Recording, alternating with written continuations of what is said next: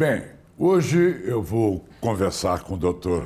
Edmo Atique Gabriel, nosso consultor, médico cardiologista e nutrólogo, sobre o seu livro Coração, Ensinamento de um Órgão Magistral. Está aqui? Está mostrando bem? O livro é muito bom, né, Edmo? Muito obrigado mais uma vez pela sua presença, porque eu vejo que é uma linguagem bem acessível.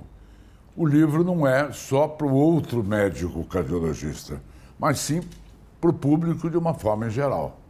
Exatamente, Amaury. O objetivo desse livro, eu escrevi esse livro durante o período mais crítico da pandemia, quando eu notei que as pessoas mandavam com muita apreensão perguntas, dúvidas sobre questões do coração, doenças relacionadas ao coração, a relação entre emoção e coração, nutrição e coração, atividade física e coração. Foi feito para pessoas em geral e de qualquer faixa etária, de qualquer nível, de qualquer categoria, para que a pessoa realmente possa entender um pouco mais sobre esse universo maravilhoso, magistral, que é o coração e todas as suas correlações. Agora, Edmo, dentre vários assuntos que o livro aborda, né, e nós pedimos para que o Dr. Edmo escolhesse 3 temas para a gente desenvolver aqui e dar uma noção geral do livro. Aliás, o livro é interessantíssimo e nos traz informações preciosas. E você escolheu hidratação, hormônios e a parte emocional. Primeiro, hidratação. Eu quis enfocar esses 3 tópicos, primeiramente hidratação. Daqui a pouco, dezembro, se iniciando, é o mês que é o primeiro mês do verão brasileiro. A gente sabe que as pessoas vão procurar praias, vão procurar atividades esportivas ao ar livre, vão procurar mais academia, vão procurar mais se cuidar. E um dos mecanismos essenciais para esse cuidado, para a saúde e do ponto de vista cardiovascular, é a hidratação. Sem água em quantidade adequada, as nossas reações químicas não funcionam. E eu sempre alerto, Amaury, que pessoas que ingerem menos de 1 litro de água por dia estão mais sujeitas ou estarão mais sujeitas a eventos cardiovasculares graves, como um infarto do coração, uma trombose e um derrame cerebral. Então não é exagero enfatizar a hidratação. Essa é a média, 1 litro de água por dia. No mínimo, a gente até preconiza um pouco mais, 2 litros. É que pessoas que estejam ali próximas só de 1 litro, a gente fica muito preocupado e eu enfatizo isso no consultório. Tanto para fins cardiovasculares como para os fins nutricionais. Você precisa de água para respirar, você precisa de água para o batimento cardíaco acontecer, a gente precisa de água para o fígado, para o rim funcionar, para o cérebro funcionar. Ou seja, não dá para viver sem uma hidratação. Mas não é para tomar água sem vontade? Não, pois é, eu ia até dizer isso. Quem não tem esse hábito de tomar água, inclusive ontem um paciente me questionou no consultório, mas doutor, eu não gosto de água propriamente dita.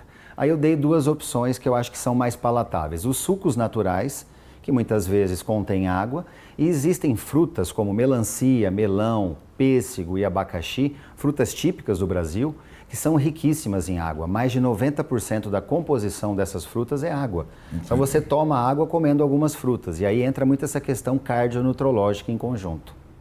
Vamos falar agora um pouquinho dos hormônios. Os hormônios, quando eu escrevi esse capítulo, eu quis destacar basicamente... Está tudo aqui no livro, hein, gente? Os hormônios da tireoide. A tireoide é uma glândula localizada aqui na parte inferior do nosso pescoço, pequena, mas extremamente essencial para o nosso metabolismo.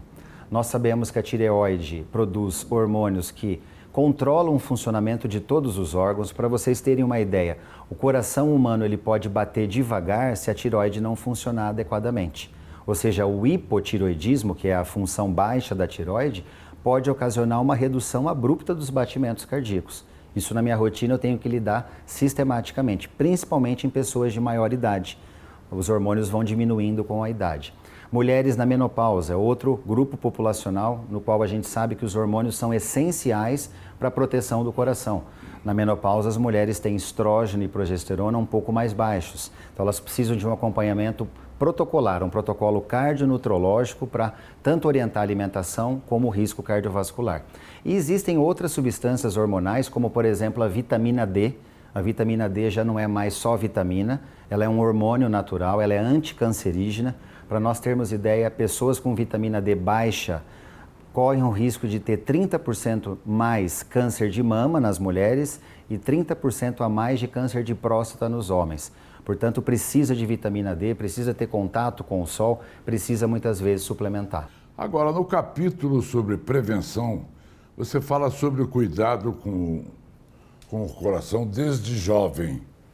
Desde bebê, falávamos agora, né? Sim, Não. sim. Eu estava comentando com a Mauri aqui nos bastidores que eu vou operar uma criança daqui a alguns dias de 7 meses de idade com uma má formação cardíaca em decorrência de um problema genético que ela tem.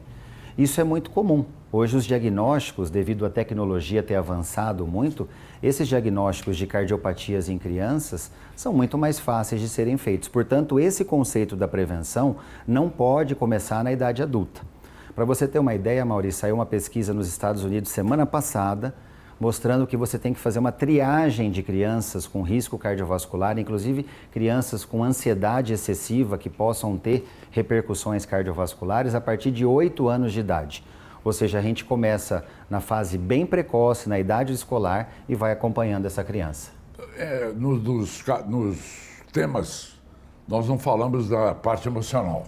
A parte emocional, sem dúvida, é o ponto principal que se mistura com qualquer outra situação relacionada a coração. Não tem como você isolar ou dissociar a parte emocional de outro aspecto cardiológico. Você aborda aqui no livro. Eu abordo principalmente na fase final, porque eu reúno tudo que eu discuti no livro e coloco dentro do capítulo emocional para dizer que, na verdade, pressão arterial, colesterol, diabetes, hormônios, tudo isso pode ter alterações ou sofrer alterações se não houver uma saúde mental equilibrada. Então as pessoas precisam ter um amparo cardiovascular e muitas vezes a parte nutrológica é um mecanismo auxiliar através do qual você melhora a parte emocional de uma pessoa. Então eu convoco todas as pessoas que tenham essa instabilidade emocional a fazer o seu check-up abordando a parte cardiológica e a parte nutrológica em conjunto. Agora, além de cardiologista, você é um excepcional nutrólogo, eu sei disso. E como é que você alia a cardiologia, com detalhes eu queria mais, a cardiologia e a nutrologia? Eu procuro criar, como você falou, algo concreto. Nós não podemos trabalhar com algo muito fora, muito filosófico. Tem que existir evidências. Então eu trabalho primeiramente com evidências, com estudos que já comprovaram benefícios de alguns mecanismos nutrológicos. Por exemplo, a hidratação que a gente citou agora, por que realmente esse valor de hidratação ao dia realmente é necessário, isso tem um fundamento. Alguns alimentos que possam nos ofertar mais vitaminas, principalmente vitaminas do complexo B e da vitamina D, porque a gente sabe que dependemos muito dessas duas vitaminas para o funcionamento do corpo. Eu utilizo muito o conceito dos micronutrientes, como selênio, zinco, alguns eletrólitos, como magnésio, porque já está bem definido que esses elementos podem, se estiverem deficitários, ocasionar, por exemplo, uma insuficiência cardíaca, uma alteração neurológica, um retardo no desenvolvimento de uma criança. Então, essas evidências a gente tem que utilizar. Outro item muito importante, existem muitas crianças com diagnóstico de autismo, que é uma situação comportamental, no qual os pais têm que vivenciar uma outra forma de criar os seus filhos, e nós sabemos uma relação entre intestino e a parte neurológica, ou seja, a nutrologia, cardiologia e as doenças em geral estão muito próximas e não dá para dissociar. Vamos recomendar o livro do Dr. Edmo Gabriel Attic, Coração, Ensinamentos de um Órgão Magistral. Bom, podemos colocar onde... pela internet, né? As pessoas podem ter acesso... Pela internet, no meu site pessoal, existe um link para verificar mais detalhes do livro, eventualmente adquiri-lo também. Esse é meu. Com certeza. Obrigado, Obrigado, Amaury. Até a próxima. Até a próxima.